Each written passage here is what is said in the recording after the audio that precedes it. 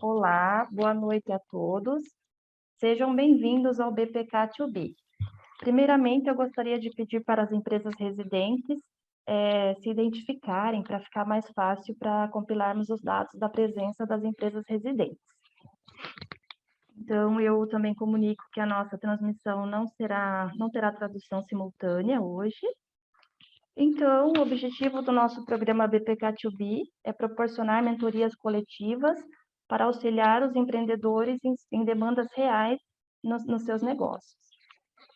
Então, hoje nós daremos continuidade ao módulo jurídico, quarta aula, com o tema Relações Trabalhistas, com o conteúdo Horas Extras, Controle de Jornada, Jornada de Trabalho em Home Office, conforme CLT. Então, a nossa speaker convidada é a Cibele Guedin.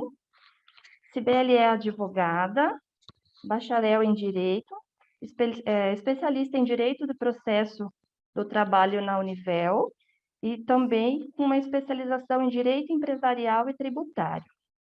Ela também é advogada na Pratidona Duzi desde 2004. Olá, Cibele. Olá, boa noite, Juliana, boa noite, tudo bem? Tudo, seja bem-vinda ao BPK. Obrigada pelo convite. Ok. Nós que ficamos muito felizes por você ter aceito esse desafio e estar conosco nesse projeto. Espero que eu possa superar as expectativas aí do pessoal. Com certeza. Então, tá bom, Cibele, quando você estiver à vontade, pode começar a conduzir. Então, tá bom. Vou fazer só uma pequena correção na apresentação. Na verdade, eu não tinha visto no folder de divulgação, mas eu entrei na Prati em 2004, comecei a atuar no departamento jurídico em 2007, e em 2010, aí eu tirei minha OAB, minha ordem, e aí comecei a advogar para a empresa. Vamos lá, deixa eu começar aqui.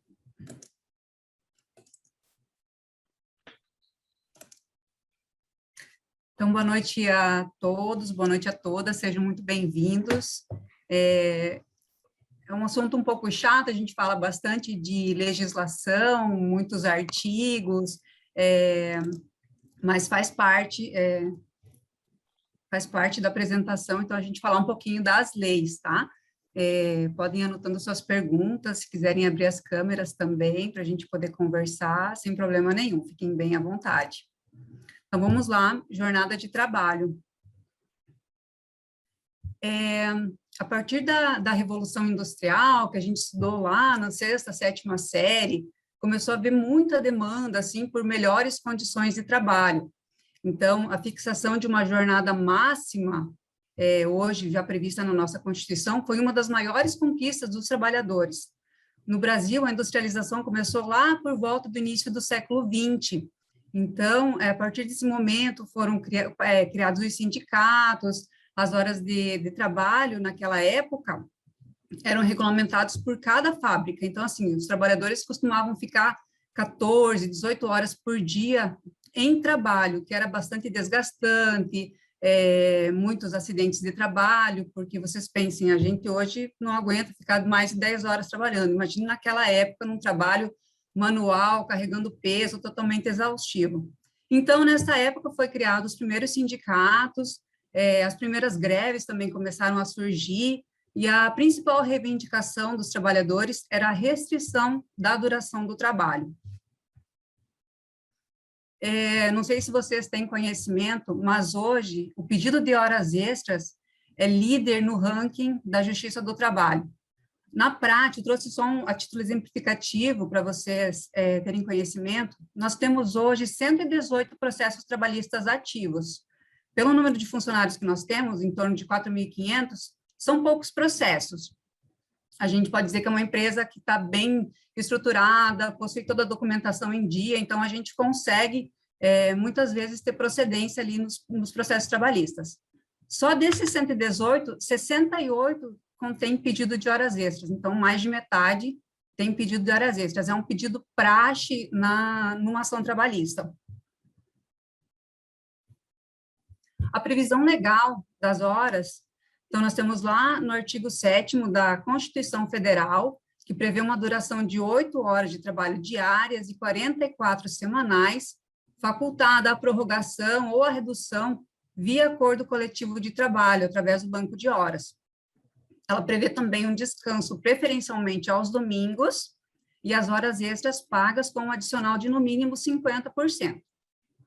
Já na CLT, a gente tem lá o artigo 58, que prevê 8 horas de trabalho diários.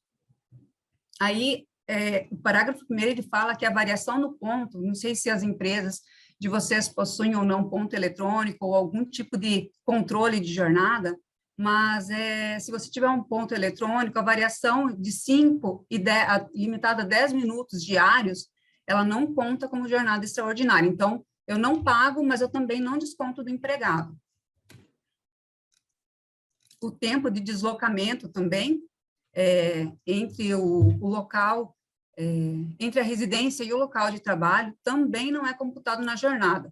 Antes, isso era considerado como horas em itinere ou itinere, onde se a empresa fornecia o transporte para o empregado, ou se a empresa ficava num local de difícil acesso, nós tínhamos que pagar todo esse período de deslocamento.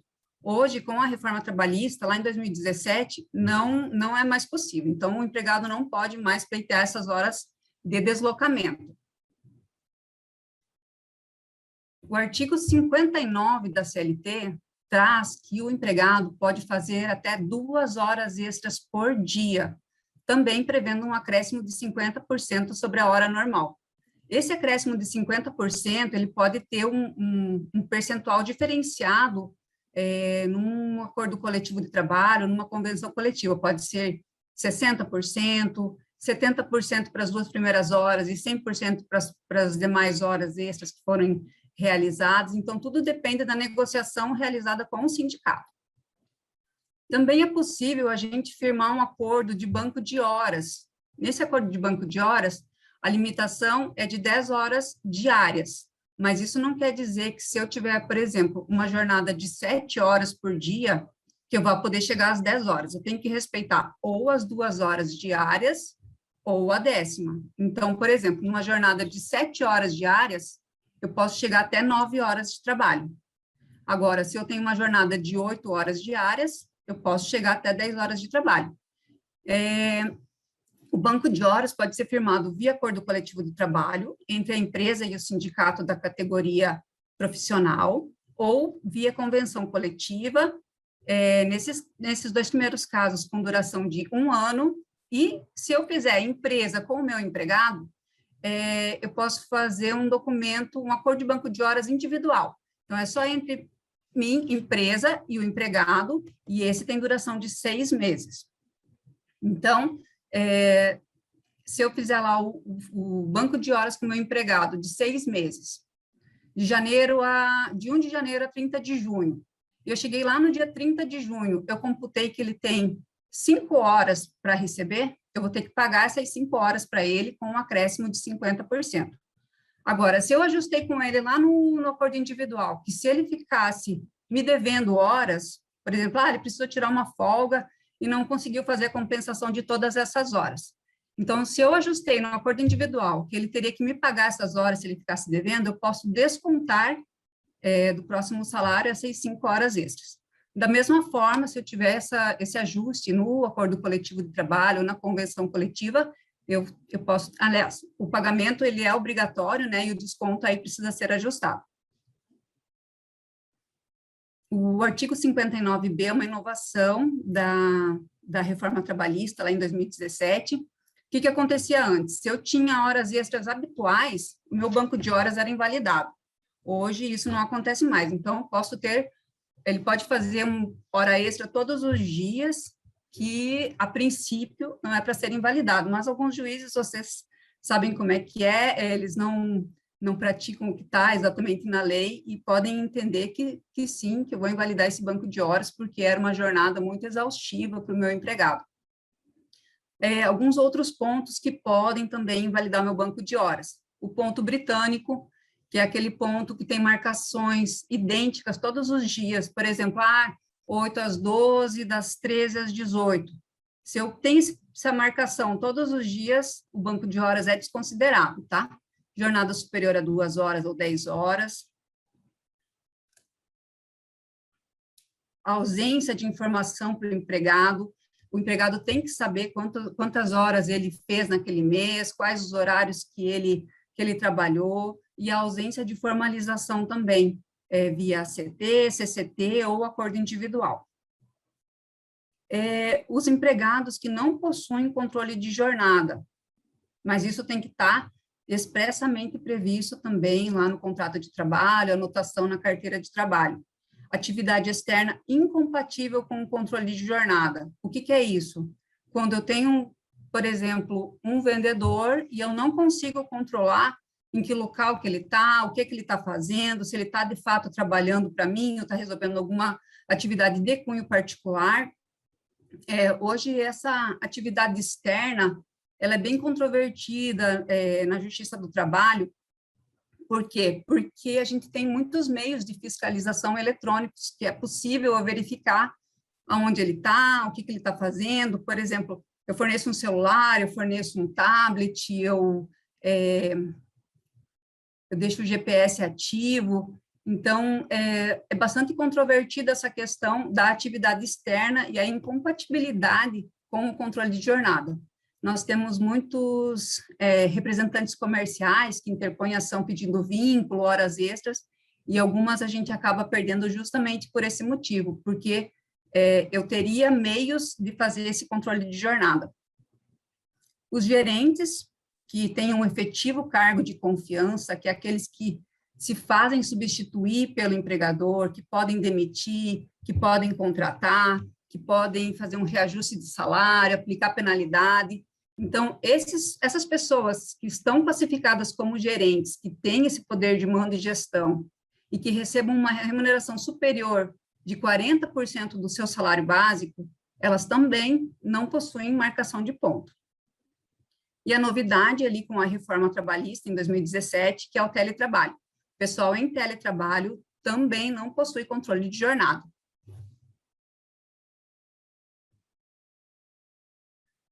Com relação aos intervalos. Os intervalos, se não respeitados, eles também podem ocasionar ali um pedido na Justiça do Trabalho e o consequente pagamento de horas extras. Então, o artigo 66 nos traz que o intervalo interjornada, que é o intervalo entre uma jornada e outra, tem que ser de 11 horas. Se eu usufruir menos de 11 horas, o tempo que eu não usufruir poderá ser pago como extra, acrescido de 50%. O artigo 67, que fala do intervalo intersemanal, que é o intervalo entre uma semana e outra de trabalho, menciona que ele deve ser de 24 horas consecutivas e preferencialmente aos domingos. A portaria 604 de 2019, ela traz uma relação das empresas que são autorizadas a trabalhar aos domingos e feriados. E aí, para essas empresas, elas têm que ter uma escala de revezamento, elas têm que conceder folgas posteriores, ele não pode trabalhar, por exemplo, 15, 20 dias seguidos, eu tenho que prever já todas as folgas nessa escala.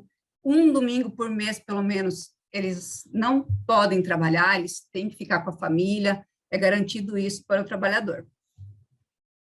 O artigo 71, ele fala do intervalo interjornada, que é aquele intervalo para o almoço, para o jantar, no meio da nossa jornada. Então, é 1 hora para a jornada acima de 6 horas, geralmente jornadas de 8 horas, então, você tem 1 hora de intervalo para refeição e descanso, e jornadas superiores a 4 horas e limitadas às 6 horas, 15 minutos de descanso. Se eu não conceder esse descanso, poderá haver o pagamento como extra, com um acréscimo também de 50%. Só que esse intervalo intrajornada, ele é indenizatório, tá? Então, ele não vai ter reflexo nas demais verbas. Os intervalos para almoço, eles não são computados na jornada, então, se eu tenho lá uma jornada de 8 horas, em tese, serão 9 horas praticamente, se almoçar na empresa, né? Vai ficar 9 horas lá, mas 1 hora não é computado na jornada. Pode ter a redução desse intervalo de 1 hora para 30 minutos, mas preciso ter autorização do Ministério do Trabalho, eu tenho que ter refeitório na empresa, e eu não posso ter a prorrogação de jornada.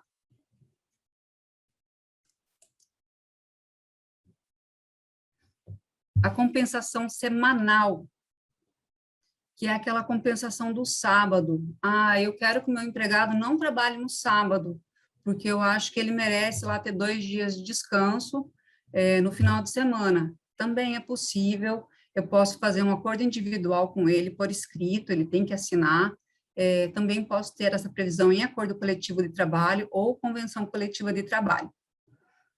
Para as empresas que têm mais de 20 trabalhadores registrados, é obrigatória a anotação de entrada e saída. A anotação pode ser manual, mecânica ou eletrônica. A mecânica é aquele ponto que você ia, a gente nem vê mais hoje em dia, né? Uma alavanquinha que fazia um furinho lá no cartão ponto, sabe? Hoje em dia, eu nunca nem vi uma marcação dessas. Na prática, a gente usa o eletrônico, nós temos muitos empregados, né? Então, é uma forma muito boa de você poder fazer o controle dessa jornada.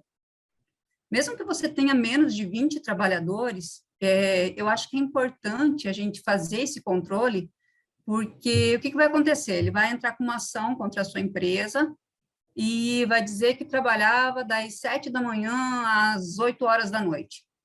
E aí você não tem nada para comprovar que ele, de fato, trabalhava das 8 às 17, por exemplo.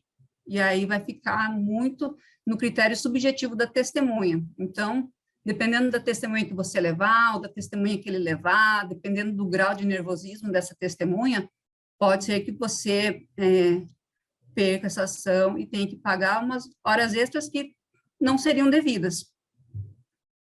Então, é importante a gente ter esse controle de jornada. O teletrabalho está muito na moda hoje em dia, né? Ele também foi uma novidade trazida pela CLT na reforma de 2017. É um serviço que é prestado fora do estabelecimento da empresa, mas ele não é caracterizado como trabalho externo, como, por exemplo, de um vendedor, enfim. Ele pode fazer esse trabalho de casa, ele pode ir num coworking, ele pode mudar de país e prestar esse serviço de um outro local. Ele necessariamente necessita do uso de tecnologia de informação e de comunicação, um celular, um notebook, um tablet. Tem que ter a previsão expressa no contrato de trabalho. Então, eu vou firmar lá um contrato de trabalho com o meu empregado e vai ser via teletrabalho. Ou eu já tenho um empregado que está trabalhando no presencial e eu vou ajustar com ele que a partir da data tal, ele vai passar a desempenhar as atividades em teletrabalho. Então, todo esse ajuste tem que ser feito por escrito. Eu preciso mencionar quais as atividades que ele vai fazer. Como eu não tenho um controle de jornada, a gente viu lá atrás que o teletrabalho ele não enseja um controle de jornada, a produtividade ela é medida através das atividades que a gente vai passando para o empregado. Então, tudo isso tem que estar bem delimitado ali no documento que a gente vai firmar com ele.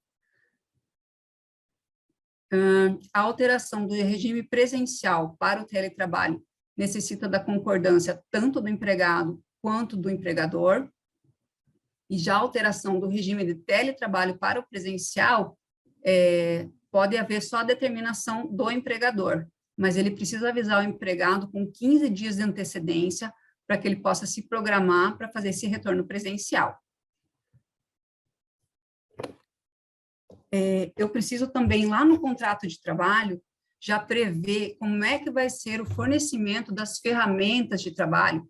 Eu vou fornecer uma cadeira para o meu empregado, eu vou fornecer um computador, eu vou fornecer internet, eu vou pagar um pouco da luz para ele, porque ele vai gastar um pouquinho mais de luz nesse mês. Então, todas essas despesas também é imprescindível que constem lá no contrato de trabalho ou na ACT. O que a gente tem visto ultimamente?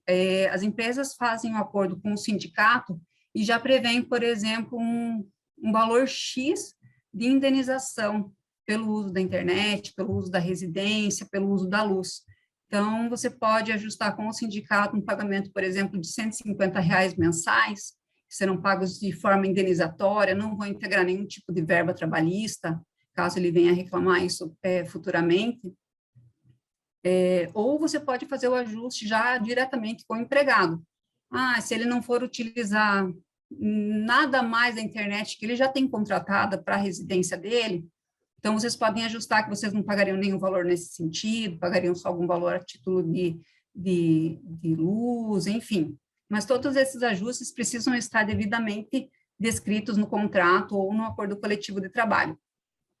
Ainda é imprescindível que o empregado assine uma orientação, é um termo de responsabilidade que ele vai seguir com todas as diretrizes que o empregador passou para ele, com relação à postura no trabalho, como ele tem que, qual cadeira ele tem que utilizar para evitar doença, acidente de trabalho. A gente sabe que no computador, às vezes, a gente está tudo torto lá, futuramente ele pode reclamar alguma doença de trabalho, falar que vocês não concederam o ambiente adequado, o material adequado para que ele exercesse suas atividades.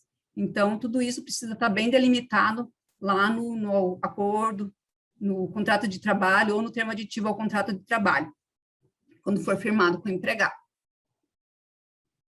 Já o home office, que está muito na moda também, hoje em dia, na verdade, a gente só ouve falar em home office, né? A gente nem ouve falar muito do teletrabalho. É uma expressão que veio bem à tona no início da pandemia, lá em abril, maio de 2020, se não me engano, veio com a medida provisória 927. Mas o que acontece? Eu não tenho uma previsão legal para o home office, eu não tenho isso descrito na CLT. Então, a gente vai fazendo conforme a gente acha que né? A gente obedece às mesmas regras que o trabalho presencial. Por exemplo, então, se ele tem um controle de jornada lá na empresa, no home office eu vou seguir esse controle de jornada também. Eu, como empregador, devo fornecer as mesmas condições para ele, os equipamentos, a cadeira, como se ele estivesse trabalhando lá na empresa, só que daí ele vai estar trabalhando da casa dele. Ele é mais utilizado para casos emergenciais, como, por exemplo, como foi na pandemia. Então, ele não é em caráter permanente, ele é em caráter transitório. Eu posso ter ele trabalhando 2 dias na empresa, 3 dias em casa, mas isso tudo é, assim, por um período de tempo já pré-estipulado. Foi criado ali mais a pandemia mesmo, né? E não depende de tecnologia de informação e comunicação. Então, eu posso colocar, por exemplo, eu tenho uma empresa de facção e eu tenho uma costureira. Essa costureira, ela pode exercer o trabalho em home office, porque o trabalho dela não vai depender de tecnologia de informação e comunicação. Ela vai poder fazer o trabalho de costura na própria casa dela, desde que eu forneça, claro, a máquina de costura para ela poder trabalhar. E do contrato de trabalho, o que eu preciso observar?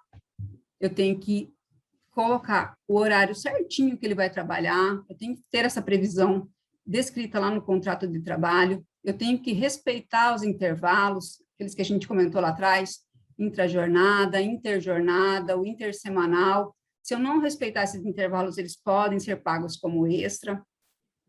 Se eu tenho um acordo de compensação semanal, que é aquele acordo para eu trabalhar um pouquinho mais durante a semana e não trabalhar no sábado, eu não posso ter o trabalho habitual no sábado, posso ter sim um trabalho em eventual sábado, às vezes para pagar umas horas negativas ali do seu banco de horas, mas o trabalho habitual vai invalidar o acordo de compensação, porque eu vou ter uma jornada extenuante já durante a semana e mais 4 horas no sábado, então acaba sendo considerada uma jornada exaustiva.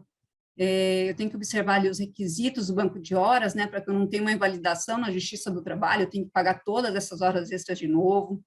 Eu tenho que ter um acompanhamento da jornada do meu empregado, eu tenho que saber quando ele falta, quando ele se atrasa, se ele falta, se ele chega atrasado, se ele não cumpre o horário, eu posso ter aplicação de penalidades, isso pode dar uma justa causa. Geralmente, a Justiça tem entendido que eu tenho que ter uma gradação de penalidade, então eu não posso já chegar e demitir meu empregado porque ele faltou um dia. Então, se ele faltou um dia, eu vou lá, aplico uma carta de orientação, se ele chegou atrasado no outro dia, eu aplico uma advertência, depois uma suspensão, e aí eu posso dar uma justa causa. Seguindo essa gradação de penalidades, a gente consegue manter a justa causa perante a Justiça do Trabalho. O empregado vai entrar com uma ação, vai pedindo reversão da justa causa, mas se eu tiver essa gradação de penalidade, se eu tiver feito tudo certinho, dificilmente vai conseguir reverter. E um cuidado extremo que a gente tem que ter hoje em dia, é tudo muito simples, né? A gente pega um WhatsApp, manda uma mensagem para o empregado a qualquer hora, de noite, de madrugada, fora do horário dele, final de semana, nas férias. Então, a gente tem que cuidar muito com as mensagens que a gente manda, fora do horário. O WhatsApp está sendo muito utilizado na Justiça do Trabalho para pedir hora extra, para pedir o trabalho em férias.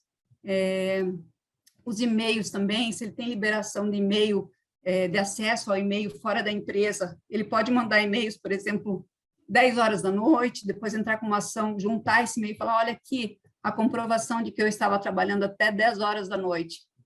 Então, são coisas que a gente tem que tomar cuidado, são orientações que a gente tem que passar para o nosso empregado que não respondam o WhatsApp fora do horário. Nós, como empregadores, quer dizer, vocês, como empregadores, evitar de mandar mensagens, né, fora do horário de trabalho, para evitar que vocês tenham uma condenação futura desnecessária. Eu acho que dá para esperar até amanhã, a não sei que seja uma coisa muito urgente e esporádica, né? Mas se der para esperar até o outro dia de trabalho, eu acredito que seja mais benéfico para as empresas. Bom, acho que é isso. Não sei se fui rápida demais na minha explicação,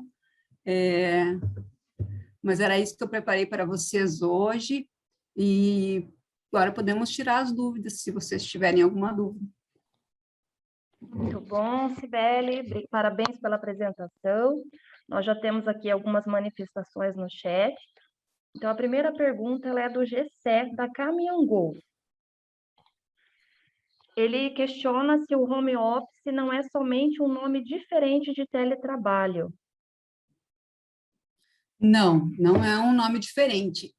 O teletrabalho, ele possui a previsão legal, tenho que seguir todas aquelas diretrizes que eu passei para vocês, eu tenho que ter o acordo, eu tenho que fornecer o equipamento, eu tenho que ter a previsão dos gastos, eu tenho que ter as orientações. No home office, a gente não vê isso. O home office, a gente adotou meio que aos trancos e barrancos, né? Houve a previsão lá na medida provisória e a gente começou a colocar todo mundo em home office para ter esse afastamento dentro das empresas. Mas são coisas distintas, tá? Então, o home office ele não se confunde com o teletrabalho. O home office ele não tem a previsão legal, mas ele está sendo muito utilizado agora nesse momento. Ok. A Jardiana Galvão pergunta se tem algum modelo de contrato de teletrabalho, se pode ser compartilhado, se existem dicas de que informações podem ser consideradas. Eu acho que eu tenho algum modelo lá, sim, que a gente baixou, a gente elaborou, depois eu posso passar para você, sem problema nenhum. Uhum. Outra dúvida da Jardiana também, nos casos de trabalho híbrido, como ficaria o contrato? Para contrato híbrido, eu então adotaria o home office, porque no teletrabalho eu tenho toda uma previsão legal, eu não posso ficar intercalando entre trabalhar na empresa e trabalhar externo, em casa. Tem todo um prazo para ser observado, são 15 dias de antecedência, quando eu, empregador, for chamar meu empregado de volta para a empresa, para sair não tem esse prazo, mas tem que ter um ajuste prévio. Então, assim, se você está variando entre trabalho em casa e na empresa, então seria na modalidade home office.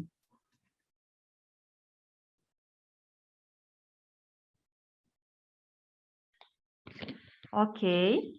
Eu gostaria, nesse momento, então, de lançar uma pesquisa de satisfação. Aí, para quem puder responder, puder e quiser responder, para nós aqui do Bioparque é muito importante.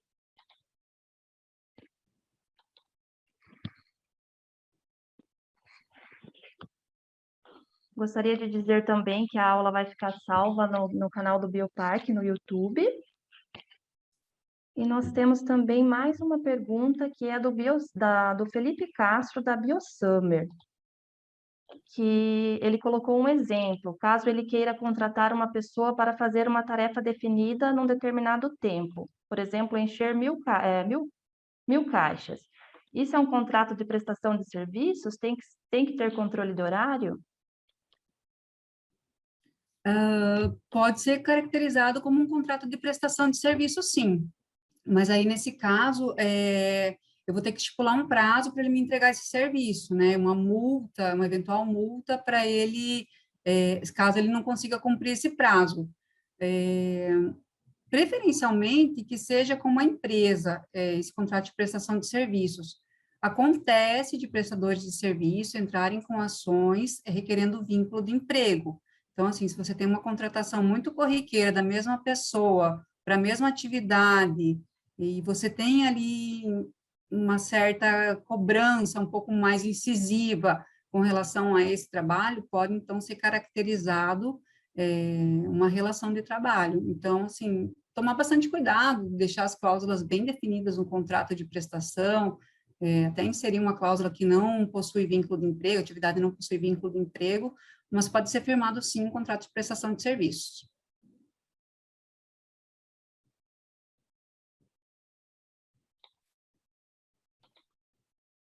Muito bom. Nós temos também mais uma pergunta do Renan Ribas, que questiona sobre o banco de horas, quais as alterações que teve? Eu acredito que com o home office, né? Na verdade, não teve alterações com o home office, né? O home você continua ali tendo o controle de jornada, mas é um pouco mais difícil de você saber se aquela jornada que ele está anotando é realmente fidedigna, né? Então, assim, parte do princípio da relação de confiança que tem que ter ali entre empregado e empregador.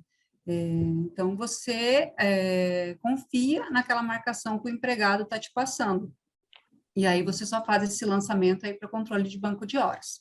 Mas com relação a isso, não tivemos alteração. Ok. O Lucimar, da Lagbio, está te parabenizando pela apresentação. Obrigada. Desculpa se foi muito corrido, gente, eu não tenho muita experiência com apresentação. A Naide, da Maxicom, a mudança da CLT, de fato, diminui as ações trabalhistas? Não necessariamente. Tem muito empregado que entra com ação pedindo pagamento de hora extra. Não concorda com o banco de horas, pede invalidade, a empresa não pagou direito, as horas lá no fechamento, enfim, mas não inibe, não. O que está inibindo hoje é o empregado, se, por exemplo, ele entrou com uma ação, ele lançou lá 10 pedidos na ação dele, e ele ganhou só cinco pedidos. Do que ele pediu, dos 10 que ele pediu, ele ganhou só 5. Então, ele vai ter que pagar uma custas com relação à parte que ele perdeu e também honorários para a parte, para o advogado do empregador. Então, isso está inibindo um pouquinho de você pedir alguma coisa que, de fato, não é devida.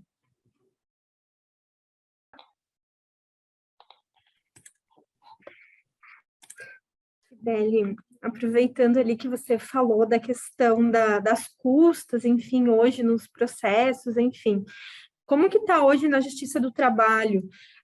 A pessoa que entra com ação, ela está arcando, está vindo alguma coisa de justiça gratuita? Como que está essa questão atualmente?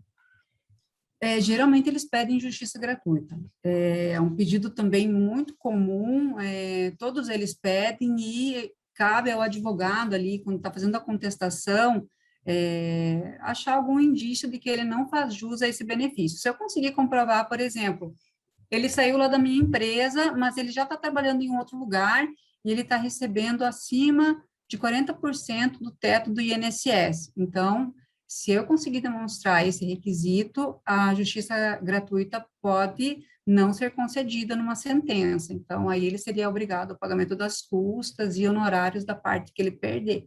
Se, por exemplo, for concedida a justiça gratuita e ele não tiver nenhum crédito para receber naquele processo, ele não paga nem as custas, nem os honorários. Isso fica com uma condição suspensiva, e aí o advogado pode, mais tarde, se ele descobrir que ele está empregado, que essa condição de miserabilidade que ele alegou já tiver cessado, então eu posso entrar com um cumprimento de sentença para cobrar esses honorários e essas custas do empregado.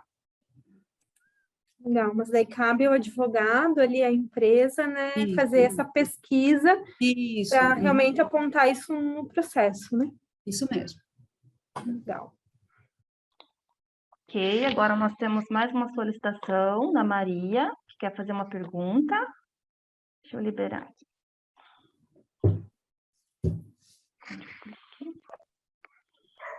Oi, boa noite. Tudo Boa bem, noite, Sibeli? Maria. Eu Tava tô bem, passando você? Tudo bem, tava passando um caminhão aqui ao fundo. Sobre o que você estava comentando hoje de ter essa reversão dos valores quando o colaborador entra na justiça contra o empregador, quais são os critérios que fazem valer essa situação dessa reversão do valor? É toda e qualquer situação que a empresa tem o direito de solicitar na perda do colaborador, né, na perda do reclamante, o valor da ação, ou ele tem algum critério que divide, segmenta, nessa maneira você pode reaver e desse outro jeito não? Não, na verdade, o que que ele é condenado quando ele entra com uma ação que é ou improcedente ou parcialmente procedente, quando ele perde ou quando ele ganha, não ganha tudo que ele pediu. Ele vai ser condenado ao pagamento das custas. No improcedente, ele vai pagar as custas integral, no procedente, em parte, as custas são rateadas entre o empregador e o empregado. Então, o empregador vai pagar a parte que ele perdeu e o empregado vai pagar a parte que ele perdeu. E aí, tanto a empresa quanto o empregado devem os honorários advocatícios de sucumbência para o advogado de cada parte. Então, o empregador vai pagar honorários de sucumbência para o advogado do reclamante e o reclamante vai pagar honorários de sucumbência para o advogado do empregador. Mas é todo e qualquer tipo de ação de reclamatória? Ou Sim, hoje sim. A partir da reforma trabalhista, em 2017, foi acrescentado o artigo 791 da CLT, que prevê, então, o pagamento de honorários, tanto periciais, se ele perdeu uma perícia, por exemplo, ele entrou com pedido de doença ocupacional, foi feita uma perícia, houve um gasto ali da Justiça do Trabalho para a realização dessa perícia. Se ele tiver créditos para receber, ele vai ser compelido ao pagamento dessa perícia também. E é automaticamente essa cobrança, o destino para quem vai o valor? Sim, isso já sai em sentença. Se porventura não sair aí, e tiver pedido, tanto na contestação quanto na inicial, aí as partes podem apresentar um recurso que se chama embargos de declaração, para que seja sanada essa omissão pelo juiz. Certo, obrigada. De nada. Ok. Nós tivemos um pequeno problema aqui no lançamento da pesquisa de satisfação, então nós vamos lançá-la neste momento. Aí nós temos uma pergunta do Luiz Marcos, da Maquito. Ele questiona que para empregados que fazem serviço externo, a partir de qual momento é considerado o tempo de registro de horário? A hora que chega no destino ou já desde a saída de casa? Aí ele viaja, é uma pessoa que viaja, se é um Isso. viajante, geralmente eles costumam colocar a partir do momento que ele sai de casa, o que já é um tempo à disposição do empregador. Então, se ele está indo de uma cidade para outra para executar uma determinada atividade, esse horário já está sendo computado como jornada. Ah, ok. Obrigado, Sibeli. De nada.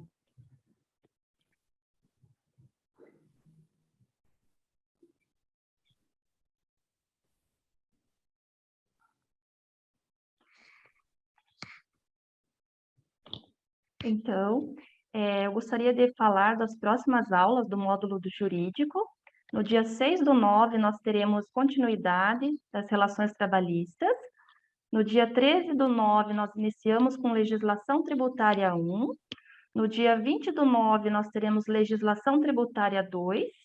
No dia 27/9, legislação tributária 3.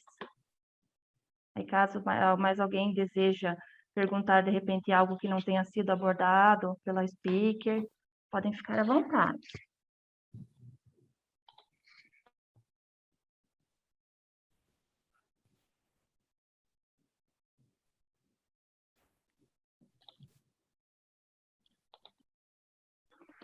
Nós temos mais uma pergunta do Ronaldo, da Bambu Agro.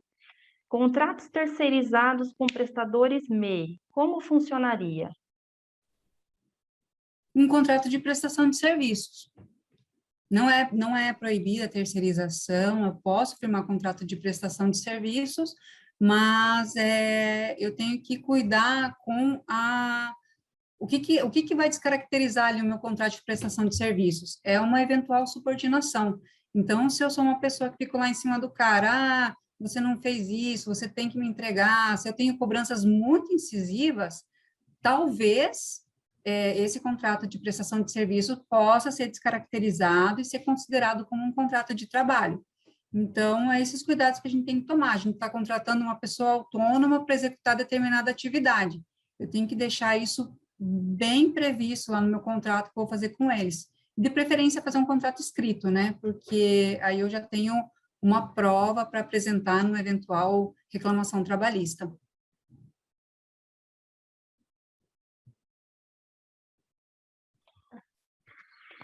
Agora nós temos a participação do Felipe, que está com a mãozinha erguida. Oi, boa noite, Sibel. Muito obrigado por sua apresentação. Queria perguntar a mesma coisa da prestação de serviço, porque eu quero, por exemplo, fazer esse processo de encher caixas com nosso produto, mas se eu faço uma prestação de serviço, e eu quero dar um refeitório para a pessoa, porque vai estar aí, imagino que desde cedo até, não sei, até que hora ele termine, isso já é uma relação laboral. Seria melhor fazer, ou seria melhor fazer um contrato laboral com eles, ou com ela, por 2 semanas, por exemplo, e tentar colocar uma meta de produção, alguma coisa, assim, para poder fazer melhor o trabalho, porque é muito fraca essa linha entre prestação de serviço, em meu caso, e contrato laboral, porque eu vou precisar que essas caixas já estejam preenchidas, ou seja, enchidas com produto. Então, essa é a minha dúvida. Que eu poderia fazer nesse caso? Mas esse é um serviço que você tem sempre, Felipe? Uma atividade que você sempre vai ter na tua empresa? A verdade é que eu acho que daqui em frente sim, mas em um início não sei como se vai comportar nosso mercado ou a compra de nosso produto. Em um início, não sei se essas caixas se vão repetir 1.000 este mês, 500 o próximo mês, ou se vão 1.000, 1.500, 3.000 e vão aumentando. Se vão aumentando, eu vou ver que preciso uma pessoa que esteja trabalhando em nossa empresa. E aí sim, vai ser um contrato laboral. Mas em um início, eu acho que fazer outra coisa. No caso, se ela vai trabalhar aí dentro da tua empresa, você vai, em tese, supervisionar o trabalho dela, então já seria mais garantido que você fizesse um contrato de trabalho, talvez por prazo determinado, então eu vou fazer por 30 dias, aí depois eu posso rescindir esse contrato com eles, né? Mas talvez seria mais fácil você agir dessa forma. Não sei quantos empregados a tua empresa tem, mas também tem uma previsão legal para contratação de aprendizes. Se você tiver mais de 7 empregados, você tem uma obrigação legal de contratar aprendiz. Então, um aprendiz talvez ajudaria aí nessa atividade. O único problema é que eles trabalham 4 ou 5 horas por dia, né? Então, ou talvez um estágio. Sim, nossa empresa, a verdade, que está iniciando, está começando aqui no Brasil. Eu e outra pessoa que é nossa representante legal, técnica, desculpa. Então, agora, eu acho que quando cheguem nossos produtos da lá do Chile, preciso de outra pessoa para que me ajude a fazer esse processo de armar essas caixas, ter produto dentro delas e esse tipo de coisas. Sim, entendi. Nesse caso, talvez seria melhor, então, você realmente ter, para você não correr nenhum risco, você ter o contrato de trabalho. Mas nada impede que você faça ali um contrato de prestação de serviços, a CLT permite a contratação de autônomo, né, para algumas atividades, mas aí fica ali, né, no risco de ele pedir um eventual vínculo mais para frente contigo e isso ser reconhecido. Ou se mais para frente você, eu gostei dessa pessoa aqui, vou contratar ela, então, para minha empresa. Pode ser que quando ela saia da sua empresa, ela entre com uma ação e peça, eu trabalhei esse período aqui como autônomo, mas depois ele me contratou para fazer a mesma atividade, então eu quero receber as verbas desse período aqui, que eu não recebi nada. Então, pode ocorrer. A Justiça do Trabalho, ela é bem protetiva, então, assim, no Brasil são bastante leis trabalhistas, então é bem complicado, assim. Então, o correto é você talvez já contratar até um empregado. Claro, y por un plazo fixo, que sería en este caso un mes, yo acho, para hacer esa tarefa. Se faz prazo determinado, não teria problema nenhum. Ajá. ¿Y pueden ser menos días en ese trabajo, ese contrato de trabajo? Menos que 30 días o no puede, no acontece eso? O mínimo é 30 dias por contrato de experiência. Perfecto. Perfecto. Aí, se fosse menos tempo, então talvez seria melhor fazer mesmo a prestação de serviço, mas aí só cuidar, né, com relação a cobranças, enfim, deixar que o trabalho seja feito de forma mais autônoma mesmo. Uhum. Tá, já fiquei, já entendi. Muito obrigado, Sibeli. De nada. Obrigada, Felipe. Obrigada, Cibele. Nós temos mais uma pergunta da Anaide da Maxicom. A legislação trabalhista do Brasil, de fato, é mais engessada que a de vários outros países da América Latina? Oi, Mayra, eu não conheço a legislação trabalhista dos outros países, tá? Mas a nossa aqui, ela é bem protetiva.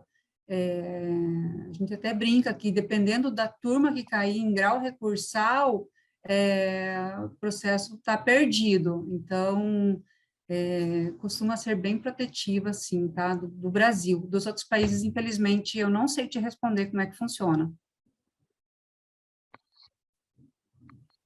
Ok. A Camila Foquessato, para demissões de acordo mútuo por pedido do funcionário, sempre há necessidade de indenizar 15 dias? Não tenho conhecimento. O acordo mútuo para demissão, você vai pagar ali saldo de salário, você vai diminuir um pouquinho a multa do FGTS, vai pagar 20%, 20% em tese vai ser uma bonificação para o empregador que aceitar fazer essa rescisão por mútuo consentimento com o empregado, mas não que vai ter 15 dias de indenização, não sei te dizer.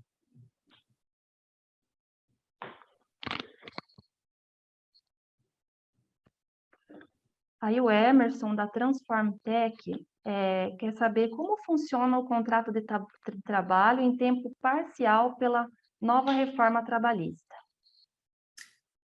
Em tempo parcial, eu vou fazer um ajuste com o empregado ou de 30 horas semanais, e aí sem possibilidade de hora extra, ou de 26 horas semanais, ou 24 horas semanais, com possibilidade de hora extra, tá? Mas, assim, já tem uma jornada pré-determinada, eu vou pagar para ele o salário hora, deixa eu me lembrar o que mais.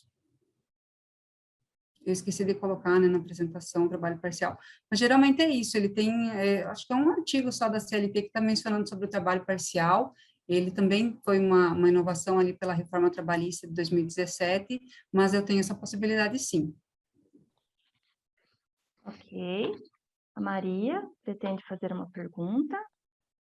Não, eu estava ali acompanhando a dúvida, não recordo de quem que foi, ali desse acordo mútuo, que eu já participei de alguns, na empresa anterior que eu trabalhei, e o que eu recordo, daí, Sibeli, se puder me ajudar, é que os 15, não são 30 dias, mas pode ser aviso, pode ser indenizado ou cumprido.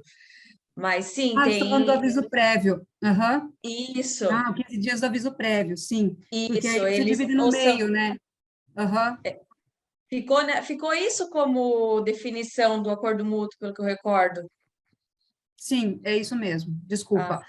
Com Não, relação ao imagina. aviso prévio, eu não tinha entendido o que eram os 15 dias ali, na verdade, sabe? Mas com relação ao aviso prévio, sim, aí divide ele no meio, então são 15 dias para o empregado e 15 dias para o empregador. E aí, se o empregado não for cumprir o aviso, aí, claro, tem que pagar. Mas como é um acordo, talvez você fale, não, então trabalhe esses 15 dias até eu arrumar outra pessoa aqui para te substituir, né? acredito que ele também não vai se recusar. Mas se foi ajustado, que vai ser dispensado o cumprimento, aí eu tenho que indenizar 15 dias. É isso mesmo. Desculpa, gente, acho que eu não tinha entendido muito bem a pergunta. Bem, a Érica questiona sobre o banco de horas. Pode ficar com saldo negativo? Posso ficar com saldo negativo. E aí, por isso que eu preciso ter uma previsão lá no meu acordo individual ou lá no meu acordo coletivo de trabalho com o sindicato, que se porventura ficar negativo o banco de horas lá no fechamento, ou de 6 meses, ou de 1 ano, eu tenho a possibilidade de fazer esse desconto do meu empregado. Hoje, como é que funciona lá na prática? Eu tenho a previsão em acordo coletivo de trabalho, e se chegar lá no fechamento do banco de horas, o empregado tiver 2 horas ou mais negativas no banco de horas, eu vou fazer o desconto. Mas aí não tem um acréscimo de 50%, né? Só da hora normal. Então, agora eu gostaria da oportunidade de convidá-los para o nosso circuito BPK, que será realizado no dia 3/9, na modalidade presencial. As empresas Mova Comunicação, Centra Psicologia e Arque Arquitetura farão a apresentação de seus PITs para o ecossistema. Teremos degustação de queijos finos e será às 8h30 no auditório da UFPR. Contamos com a participação de vocês.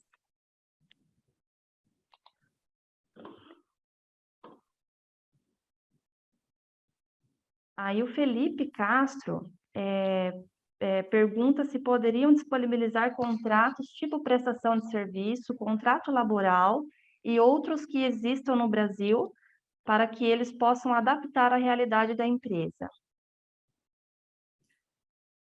Eu posso, sim, Felipe, disponibilizar um modelo para você, sem problema. A Érica pergunta sobre as horas extras, horas de deslocamento, devem entrar no saldo de banco de horas? Devem ser registradas no sistema de ponto? Aí depende, se for o trabalho externo, como eu expliquei antes, né, ele viaja de uma cidade para outra para desempenhar as atividades dele, um vendedor, por exemplo. Se eu tenho esse controle de jornada, sim, a partir do momento que ele sai de casa. Agora, se eu trabalho aqui dentro da cidade, estou indo para o meu trabalho, esse período de deslocamento, ele não vai ser computado na jornada.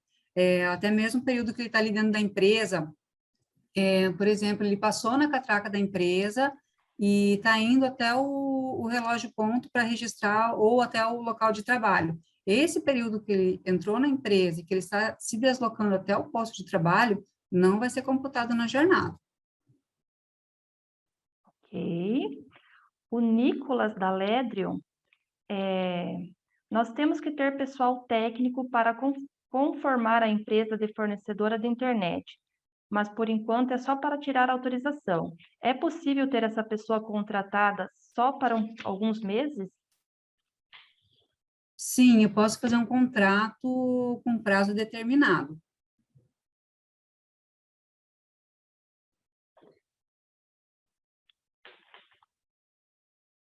Aí o Renan Ribas, sobre funcionários públicos, é a mesma forma de CLT e referente a horas extras e férias, tempo de descanso? Não, o funcionário público, geralmente, ele é regido por um estatuto, então, deve ser observado o que está no estatuto. Então, são estatutos diferenciados, um servidor federal, um servidor municipal, um servidor estadual. Então, assim, ele é regido por determinado estatuto.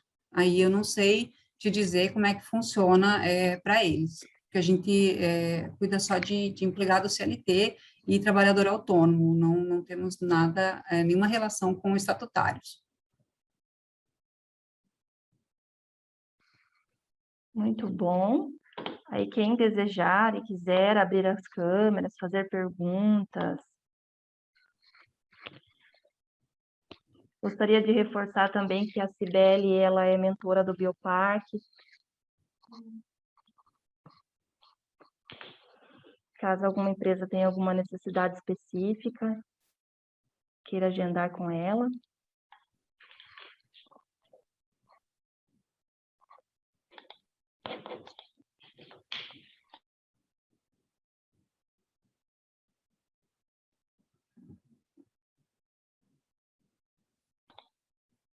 Eu acabei passando uma informação incorreta, tá? A Cibele não é mentora do Bioparque, perdoe-me.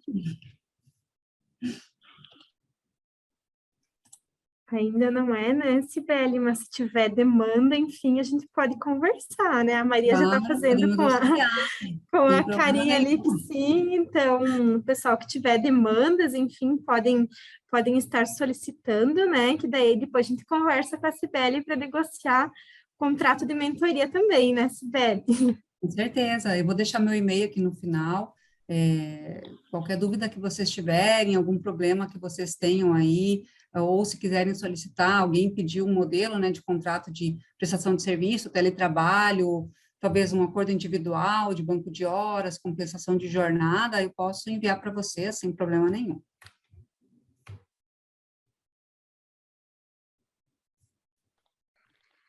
Nós temos mais uma perguntinha aqui no chat.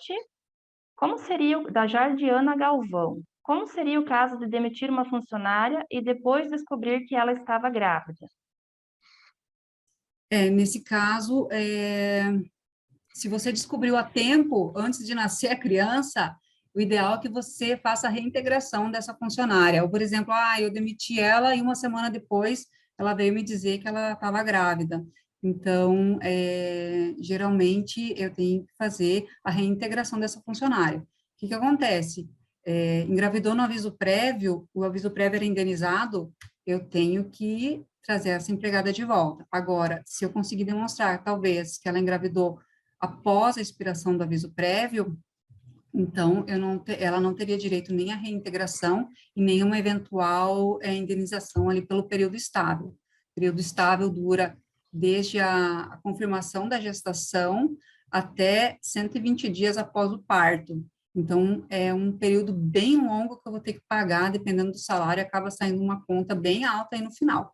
Então, o ideal é que você faça a reintegração. Se ela entrar com uma ação, certamente ela vai ganhar. Ok. Nós temos, então, mais uma pergunta do Emerson, da Transform Tech. Como fica a contratação de pessoas em outros estados por home office? O que acontece muito com empresas de desenvolvimento de sistema. Então, o ideal aí seria que a gente faça essa contratação via teletrabalho, seguindo todas aquelas diretrizes, porque aí eu evito de ter ali um pedido de hora extra, um teletrabalho, como a gente viu na apresentação, eu não tenho controle de jornada, eu vou ter ali um controle de demanda, né, de atividade desempenhada, e sim, geralmente é bem comum pessoal de sistema, que trabalha muito com computador, então ele pode escolher ali qual o melhor horário para ele trabalhar. Tem pessoas que rendem mais à noite, tem pessoas que rendem mais à tarde, enfim, eu não vou contratar ele para um horário de trabalho, eu vou contratar ele para determinadas demandas, e aí vou ter as atividades descritas no contrato de trabalho. Mas o ideal seria que fosse através do teletrabalho. Ok, Cibele. O Emerson ainda pergunta como ficam as reclamações trabalhistas nesses casos da pessoa estar em outro estado ou até em outro país. Ela pode, se ela for contratada em teletrabalho, ela pode interpor a ação lá no domicílio dela, tá? Mas a regra é que seja no local da prestação de serviços. Então, sim, ela pode interpor no Brasil, no estado onde ela está. Internacionalmente, eu nunca vi reclamação trabalhista, tá? Então, eu acredito que ele teria que interpor aqui no Brasil mesmo. Ok. Então, nós temos mais um tempo. Quem tiver mais perguntas e quiser interagir, fiquem à vontade.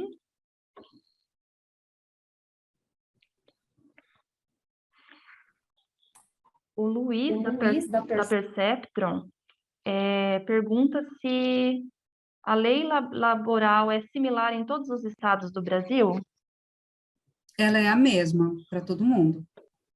Pode ser que tenha alguma diferenciação ali, numa legislação estadual, por exemplo, o salário mínimo é muito comum que eu tenha estipulações diferentes para outros estados, então, aí eu sigo a lei estadual, mas, no geral, a lei é a mesma para todos. Ok.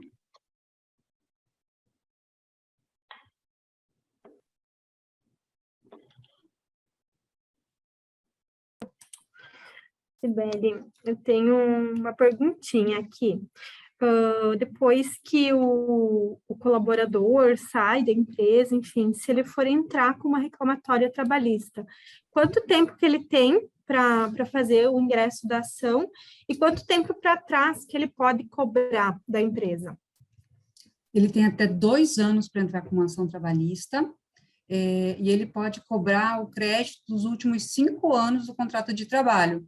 Mas, por exemplo, se ele demorou quase 2 anos para interpor a ação, aí ele já perdeu 2 anos. Então, ele conseguiria cobrar 3 anos ali do contrato de trabalho. Então, se fosse entrar, o ideal seria que fosse logo após a rescisão.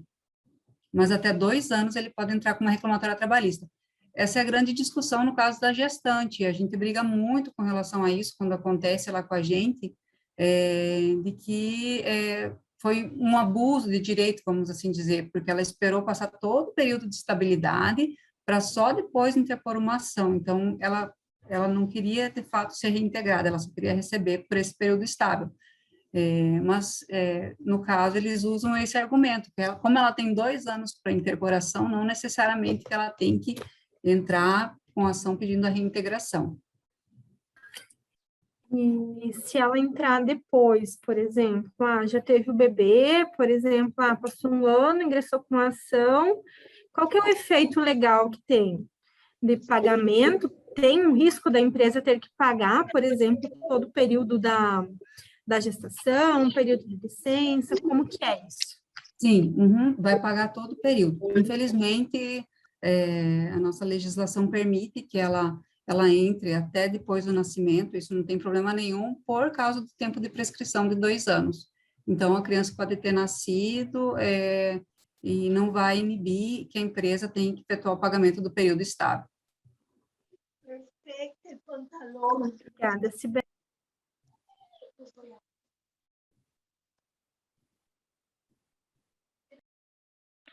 Muito bom, Sibeli. Então, em nome do Bioparque, eu gostaria de agradecê-la. Chegou mais uma perguntinha, mas queríamos dizer a você que estamos muito felizes por você ter aceito o nosso convite. Tá bom? Eu que agradeço pelo convite, obrigada, pessoal, por terem me ouvido essa noite, por terem dedicado um tempinho de vocês para participar desse encontro. Desculpem se eu acabei falando muito rápido, muito atropelado, eu realmente não tenho essa didática de dar aula, enfim, mas talvez com o tempo a gente vá melhorando um pouquinho. Estou à disposição para que vocês precisarem, se tiverem alguma dúvida com relação aos temas que a gente tratou aqui hoje, posso ajudar vocês sem problema nenhum. Deixa eu deixar meu contato aqui. Aqui tem meu contato, meu e-mail particular, então pode me mandar e-mail. As pessoas que solicitaram um modelo ali de teletrabalho, acordo individual, prestação de serviço, eu posso encaminhar para você sem problema nenhum. Ok. Chegou mais uma perguntinha, Sibeli, do Luiz da Perceptron. Ele quer saber se existe alguma formalidade especial para firma de contrato. Por exemplo, firma em notaria. Notário. Acho que eu não consegui entender, se talvez o Luiz puder abrir o áudio, a câmera.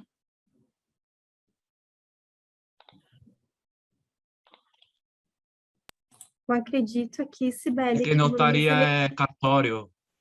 cartório, isso mesmo, você tem que reconhecer firma. Sim, Você tem que notaria. reconhecer firma em cartório Isso. do contrato de prestação de serviços? Contrato de trabalho, acredito que seria, Luiz. Não, um contrato de trabalho não tem necessidade, não. É É que necessário ir ao cartório. Até porque o contrato de trabalho eu vou ter que anotar na CTPS, né? Então, a própria anotação na CTPS já é considerado como a formalização ali do contrato de trabalho. Então, não tem necessidade de eu fazer esse reconhecimento de firma. Agora, se for um contrato de prestação de serviços, aí talvez fosse interessante reconhecer firma em cartório.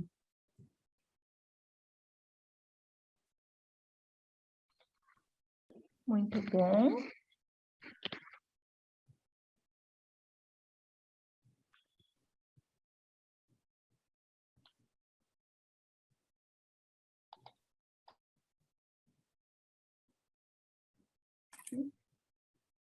Disculpe, respecto a la firma, una última pregunta.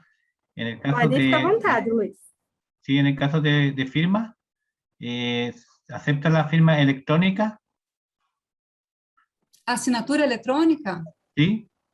Sim, assinatura eletrônica está sendo muito utilizada hoje em dia, né? Eu acho que é a nova tendência aí, a eliminação do papel, tudo é mais simples, mais rápido, né? Eu não vejo problema nenhum. O que a gente tem que tomar cuidado na assinatura eletrônica, talvez ter essa previsão no contrato, ó, o contrato vai ser assinado de forma eletrônica, as partes estão de acordo, ter um e-mail pessoal, sabe? Eu não mandar para um e-mail genérico, por exemplo, o nome da sua empresa, rouba o nome da empresa de novo, sabe? Então, é ideal que tenha o nome da pessoa, para eu conseguir demonstrar que aquele contrato foi enviado, de fato, para o e-mail pessoal, que a pessoa indicou, e aí eu acredito que não tem problema nenhum. Muito bom. Teve uma interação no chat que perguntou sobre a aula, se ela vai ficar gravada. Ela fica sim, no canal do YouTube do Bioparque.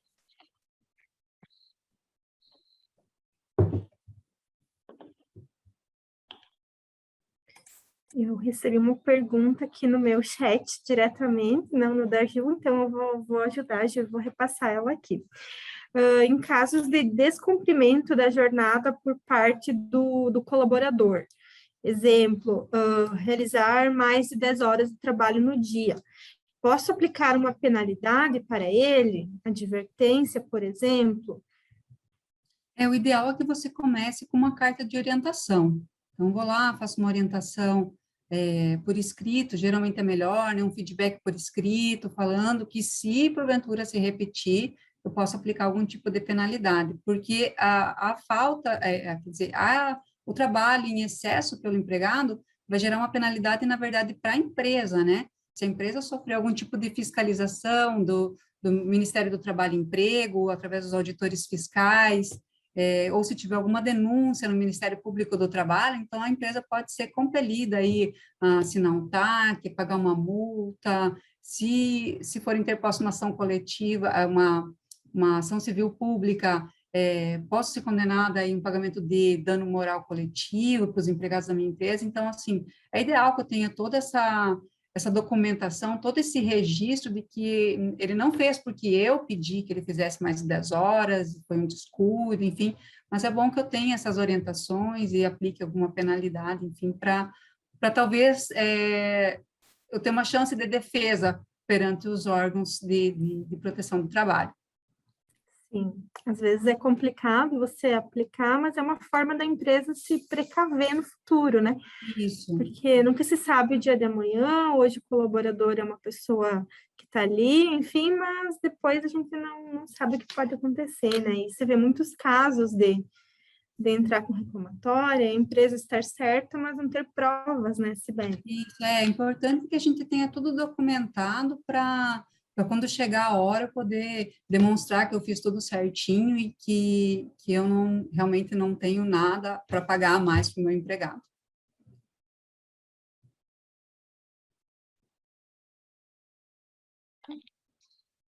Então, sobre o módulo jurídico, está sendo muito interessante para todos, tem sido de grande valia.